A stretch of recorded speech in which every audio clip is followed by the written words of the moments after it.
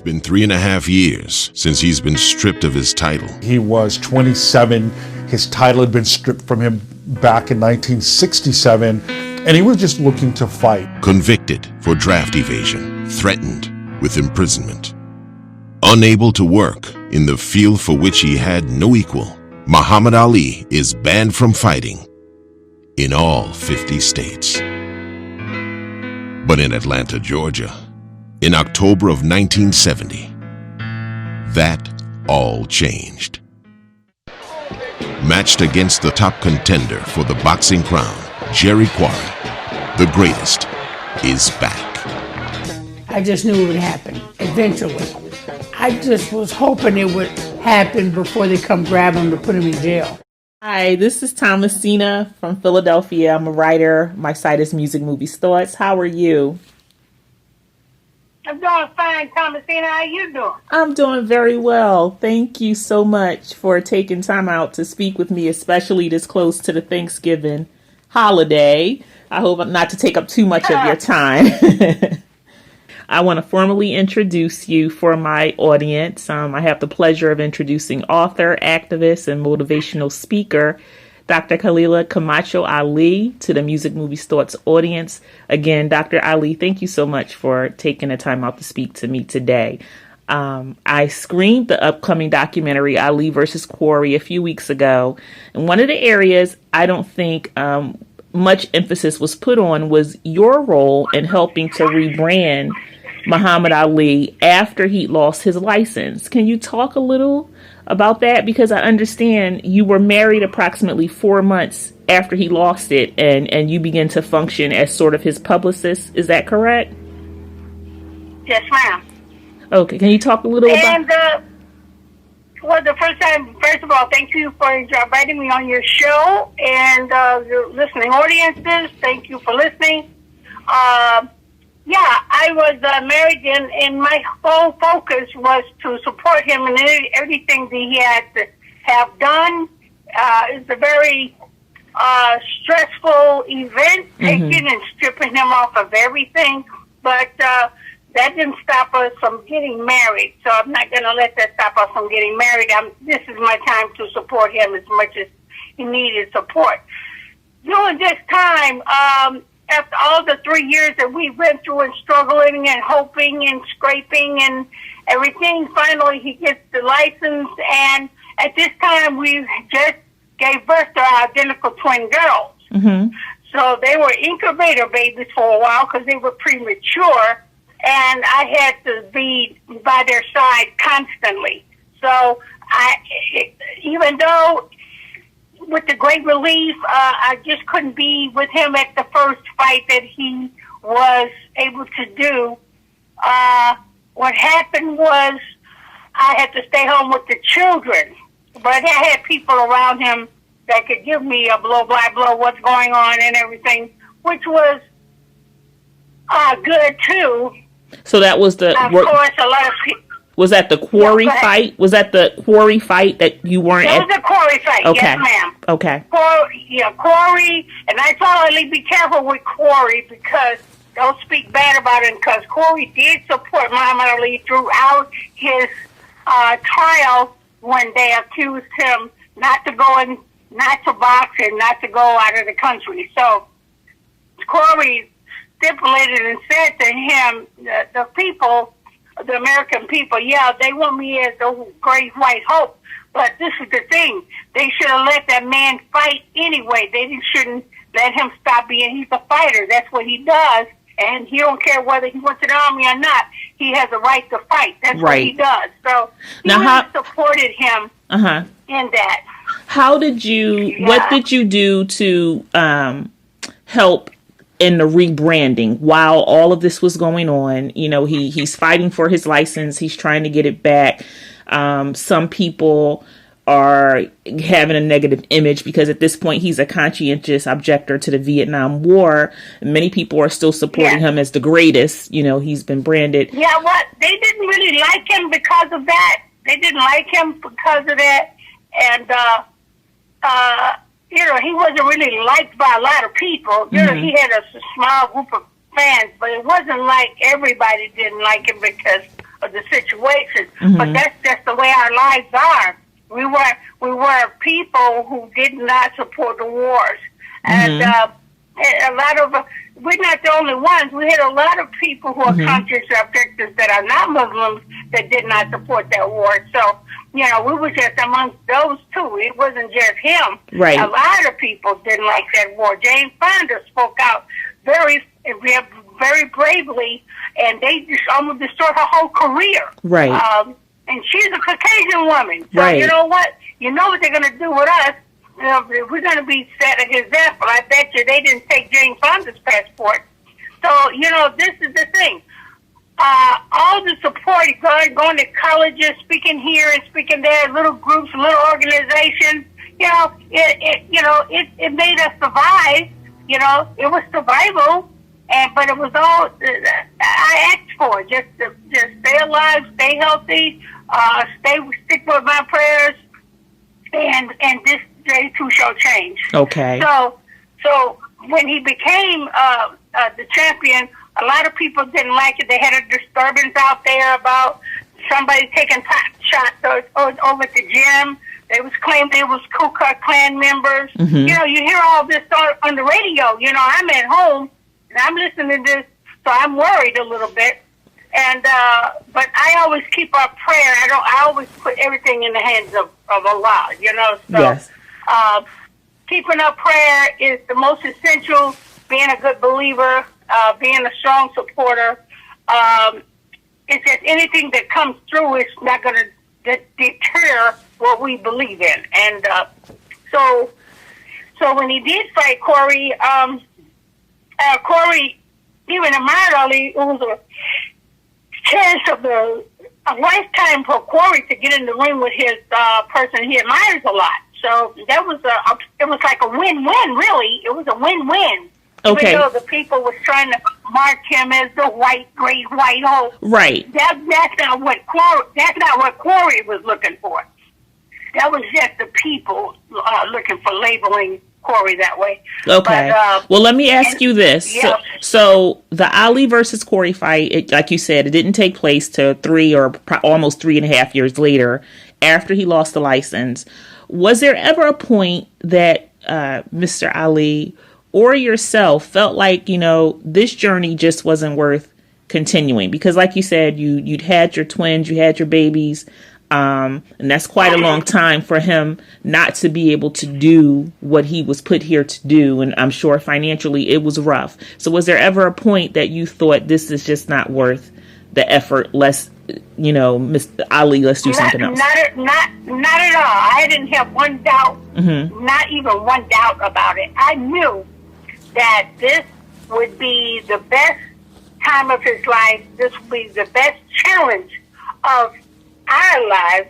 And I had no doubt one bit. Ali didn't think it was going to happen, but because he was the one getting punished. And but I said, you got to keep up hope, man. This is going to turn around, and it's going to be in your favor. Okay. I said, I believe in it. I wouldn't have married you. I didn't believe that I could help you. I didn't marry you to believe that we would fail. I knew that this would be the time for him to face those challenges head on, because I knew it was going to be success on the end. I knew it. I just knew it. Were you a fan of boxing? Were you a fan of boxing prior to marrying him? Were you a fan of the sport already? No. No? I wasn't. Okay, but... I was a fan the minute he left my school. He visited my school, I became a fan. Okay. But I didn't know anything about any sport play or fighters or anything before the Olympics. I didn't know anything about that. No. Okay.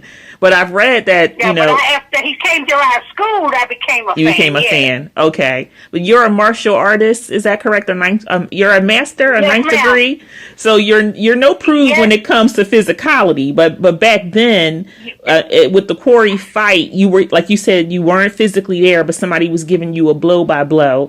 Like, how did you experience watching when you were able to see him fight, watching him fight. He's now your husband, and it's all this physicality, especially when he created that move, the rope-a-dope, which, that was a constant beating until his opponent was tired. Like, how do you sit there as a wife and watch that?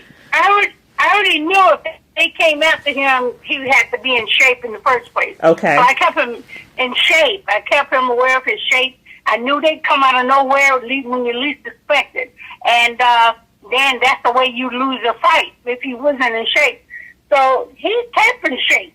He kept in shape, and with the things that was going on, and then he actually won the battle in court.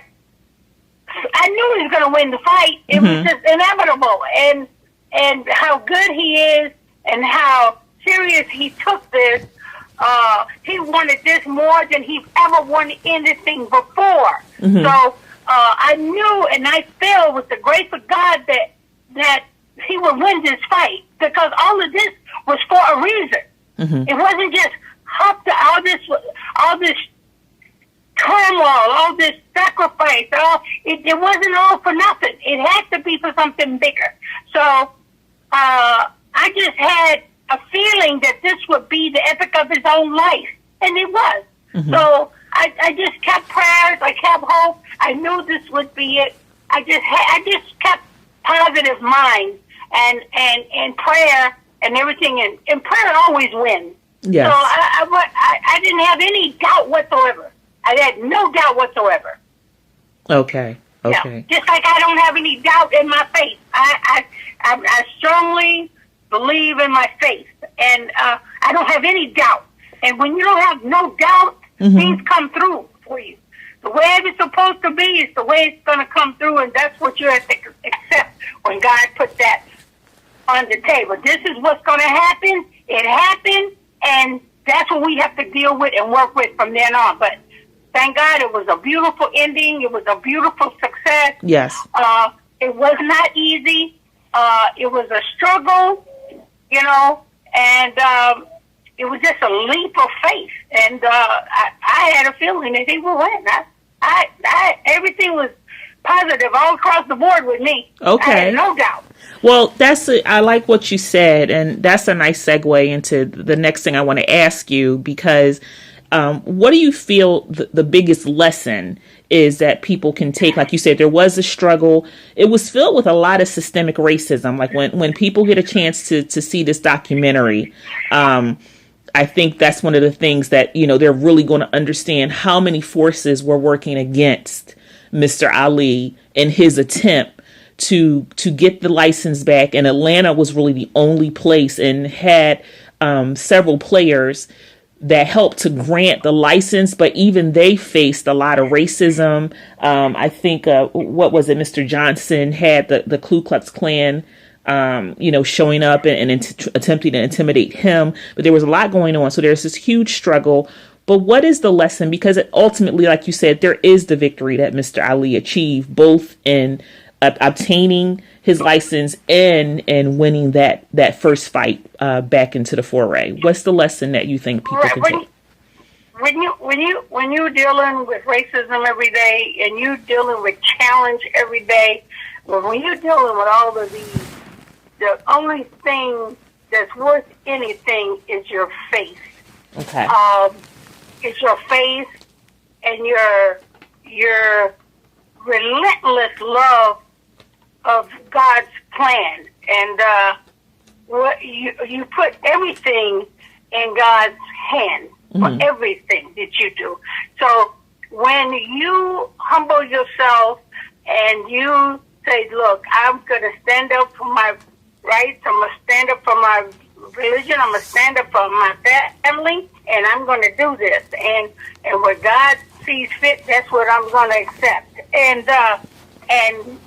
the thing of it is, the most importantly of any kind of lesson that I've learned from this stretch of faith and struggle is the fact that if you are a true believer, things will always go your way, always. And they'll come out better than what you ever imagined. So never stop having hope. Never stop having faith. And I mean a pure faith with no doubt. And things will prevail with you in the way that you cannot even imagine. Absolutely. Thank you. Thank you for that. I want to ask Yes, my ma'am. signature question, but I'm going to tailor it a little bit for you because I normally ask people I'm interviewing, especially if they're artists, who would they like to see portray them on the big screen in the film? But you've already had two people portray you on the big screen. There was the 1977 film that Mr. Muhammad Ali did himself, The Greatest. And so Annazette Chase portrayed you. And then in 2001, Nona Gay, Marvin Gaye's daughter, portrayed you in Ali, the Will Smith film. So I want to ask you if you could reimagine anyone else you'd like to see portray you and Muhammad Ali, or if there is a period of your story that you'd like to see highlighted that hasn't been previously. Well, that is something that has never been asked of me before. And even though that these two beautiful women, Annazette Chase and Nona Gay, even though these two beautiful women are from the archives of the beautiful motion picture world, but they didn't get all the information about me. So they didn't really tell the whole story. They just gave a little hint about me, just a little, but they didn't really express who I really was. But if I had to choose any woman to play my role, I would have two picks. I'd have two picks. And I've always had these two picks. Yes. And it would be let me get her name right.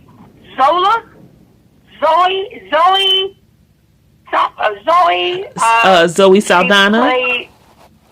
Yes. That girl. Okay. She's beautiful. She's energetic. She's got the look. She's got the drive, the force. She's a real Wonder Woman. Okay. And it would be her. Well, she would be my first pick. Okay. And Rosario Dawson. Rosario Dawson will be my second pick. Okay. Nice choices. Because these women are dynamic women, and I love them. And okay. Thank you for indulging me with that answer. I do want to make sure. Are you still, or have you completed the memoir, The Life of Khalilah Ali, and is it available in somewhere we can purchase that you want to promote? Well, I'm proofreading it now. Okay. I'm going over it to proofread it now. Okay.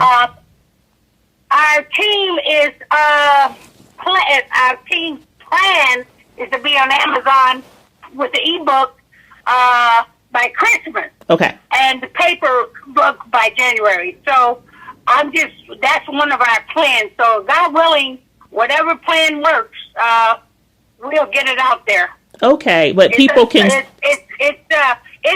It's done. You just have to put pictures in it and everything. But Understood. It's done. We hope it'll be by Christmas. Okay, so people can follow you though.